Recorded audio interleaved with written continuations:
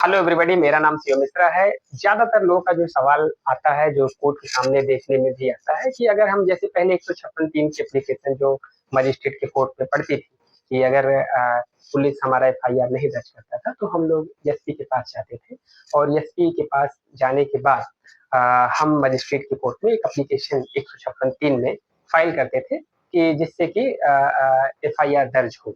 तो अगर मजिस्ट्रेट को प्राइमे फेसा ही लगता था कि ये काउंटेबल ऑफेंस है तो मजिस्ट्रेट परमिशन दे देता था। तो प्रेजेंट टाइम में जो बीएनएसएस आने के बाद ये जो एप्लीकेशन जो पड़ता है वो 173(4) बीएनएसएस में पड़ता है।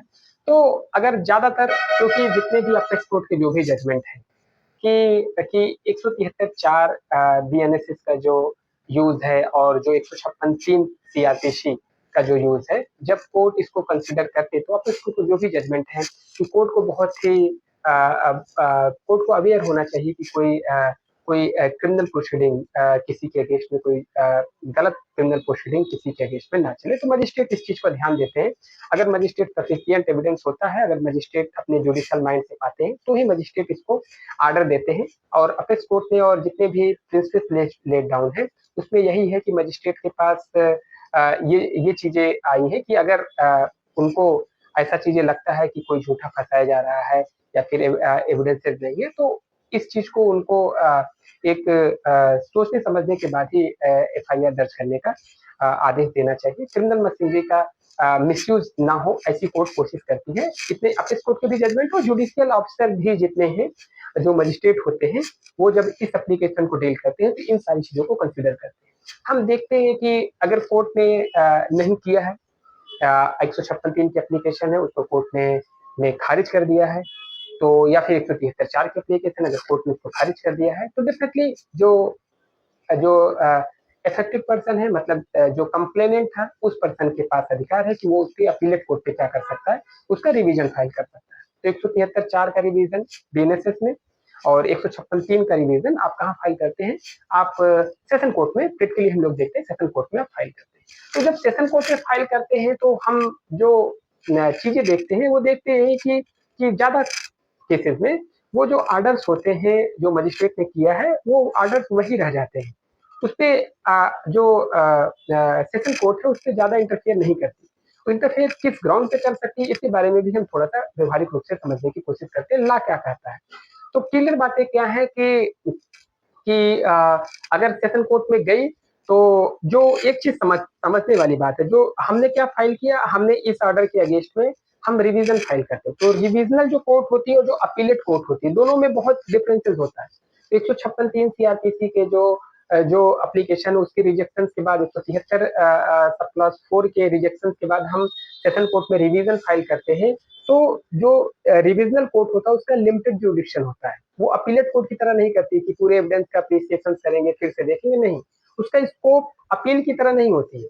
वो मेरिट ऐसा नहीं है कि वो पूरे एविडेंसेस का रीअप्रिसिएशन करती है और मेरिट पे डिसाइड करती है, नहीं। बल्कि ये देखती है कि क्या जो आदेश जो पारित किया गया उसमें कोई जुडिक्शन एरर है। ये देखती है कि जो मजिस्ट्रेट कोर्ट ने जो ऑर्डर पास किया है क्या उसमें जुडिक्शन एरर है।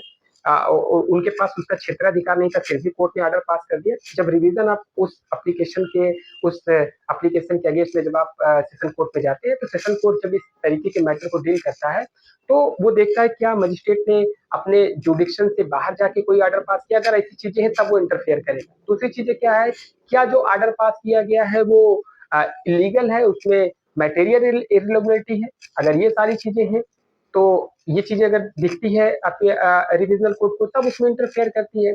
या फिर जो जुडिशियल डिस्क्रिप्शन है अगर क्या उसका मिसयूज किया गया है, अगर ये चीजें भी आती हैं तब उसमें इंटरफेयर करता है। और अगर ये चीजें नहीं आती हैं तो मोटे मोटे लेवल से अगर हम समझने की कोशिश करते हैं, क्या जो मजिस्ट्रेट कोर्ट ने जो ऑर्डर पास किया क्या पूरी तरीके से गलत है, कोर्ट रिविजनल कोर्ट ये देखती है। अगर ऐसी बातें नहीं होती है तो डेफिनेटली उस पर इंटरफेयर नहीं करता। और क्या चीजें देखती है, क्या जो मजिस्ट्रेट कोर्ट ने जो ऑर्डर पास किया उसमें जो जो जो सुप्रीम कोर्ट के, जो हाई कोर्ट के या फिर जो जो बीएनएसएस की जो प्रोविजन या सीआरपीसी के जो प्रोविजन है, क्या उसका उल्लंघन किया गया, क्या उसको फॉलो नहीं किया गया?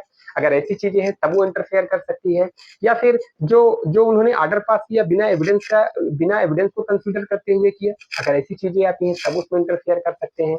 या फिर क्या उसमें कोई मटेरियल ऐसी चीजें थी जो छूट गई ऑर्डर पास करते समय, अगर ये सारी चीजें आती हैं तब जो रिविजनल कोर्ट होती है वो मजिस्ट्रेट कोर्ट के ऑर्डर के में कुछ चेंजेस करती है, मॉडिफिकेशन करती है। नहीं तो अगर ये चीजें नहीं आती हैं तो डेफिनेटली जो मजिस्ट्रेट कोर्ट का ऑर्डर आता है वो ऑर्डर में कोई चेंजेस नहीं किया जाता, उसको रिविजनल कोर्ट एक्सेप्ट कर लेती है और उसको सही मानती है। तो जो सीखने समझने वाली बातें अगर फ्रेमवर्क हम बताएं, तो हमने आपको पहले भी बताया कि वो जो मजिस्ट्रेट कोर्ट के ऑर्डर के अगेंस्ट में जब आप रिवीजन जाते हैं तो ज्यादातर मामले में वो खारिज हो जाता है। वो खारिज इसलिए हो जाता है क्योंकि जो ऑर्डर जो मजिस्ट्रेट ने पास किया, अगर वो इलीगलिटी है या उसमें जुडिक्शन एरर है तभी इंटरफेयर किया जा सकता है। कोर्ट अगर देखती है कि नहीं, ऑर्डर इलीगल नहीं है, उसने सारे प्रोसेस को फॉलो किया है और उसमें जुडिक्शन एरर नहीं, तो कोई इंटरफेयर नहीं किया जाता है। अगली चीजें क्या है कि उसने अपना जुडिशियल माइंड का यूज किया कि नहीं, मतलब जो ऑर्डर पास किया उसमें उन्होंने अपने जुडिशियल माइंड को, उन्होंने अपने एविडेंस का अप्रिशिएशन किया, सारी चीजों को कंसिडर किया, सारे प्रोसेस को फॉलो किया। अगर ऐसी चीजें हैं तब भी कोर्ट उसमें, अगर उसको फॉलो करने के बाद कोर्ट ने ऑर्डर पास किया तब भी रिविजनल कोर्ट उसमें इंटरफेयर नहीं करती। कोई मटेरियल एविडेंसेस है जिसको उन्होंने ऑर्डर पास करते समय कंसिडर नहीं किया, ऐसी चीजें देखी हैं कि कोई बहुत बड़े एविडेंसेस थे, कोजेंट एविडेंसेस थे जिसको ऑर्डर पास करते समय मजिस्ट्रेट ने इसको ध्यान नहीं दिया, अगर ये चीजें भी आती हैं तभी रिविजनल कोर्ट उसमें इंटरफेयर करती है, नहीं तो रिविजनल कोर्ट उसमें इंटरफेयर नहीं करती है। तो जो यही रीजन है, जो समझने वाली बात है, जो देखने में आती है, यही वो रीजन है जिसके कारण से